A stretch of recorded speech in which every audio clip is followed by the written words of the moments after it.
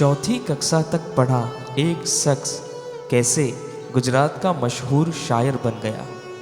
गुजराती गज़ल सम्राट। अब मैं राशन की कतारों में नज़र आता हूँ, अपने खेतों से बिछड़ने की सज़ा पाता हूँ।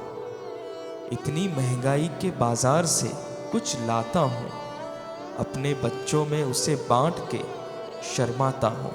अपनी नींदों की लहू पूछने की कोशिश में जागते जागते थक जाता हूँ, सो जाता हूँ। कोई चादर समझ के खींच न ले फिर से खलील, मैं कफन ओढ़ कर फुटपाथ पे सो जाता हूँ। खलील धन तेजवी, अदब की दुनिया का वो सरफराज शायर जिसकी आवाज़ मुशायरा और कवि सम्मेलनों की जमानत हुआ करती थी। एक ऐसा कलाकार जिसकी कलम से हजारों दिलों को जिंदगी जीने की नई दिशा मिली, जिसके शेरों में वो ताकत थी कि जिसको सामान्य से सामान्य व्यक्ति भी समझ लेता था। वो शख्सियत का नाम है खलील इस्माइल मकरानी, यानी खलील धन तेजवी। खलील धन तेजवी का जन्म 12 दिसंबर 1938 में हुआ था। गांव के नाम पर ही उन्हें धन तेजवी की पहचान मिली। दादा ताज मोहम्मद ने उनका नाम रखा था खलील। खलील का अर्थ होता है दोस्त। गांव के नाम पर पहचान धन तेजवी के रूप में होने लगी। 5 साल की उम्र में ही खलील के पिता का निधन हो गया था। उनका जीवन संघर्षमय रहा है।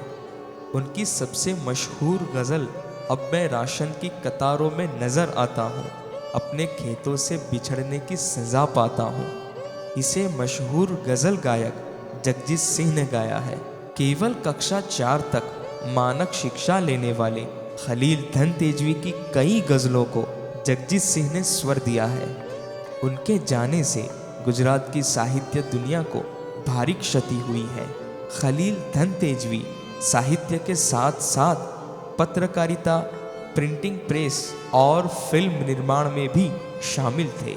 उन्हें 2004 में कलापी पुरस्कार और 2013 में वली गुजराती गज़ल पुरस्कार मिला। उन्हें 2019 में नरसी मेहता पुरस्कार भी मिला था। खलील धन तेजवी शुरुआत में अपने दिमाग में ही गज़ल रखते हुए अपने दोस्तों को गज़ल का पाठ पढ़ाते थे। याद रखने की उनकी ये शक्ति बुढ़ापे में भी मुशायरों में बनी रही। उनके पहले गज़ल संग्रह में 100 से अधिक गज़लें शामिल थी। खलील धन तेजवी की गज़लों के संग्रह में सादगी, सारांश और सरोवर शामिल था।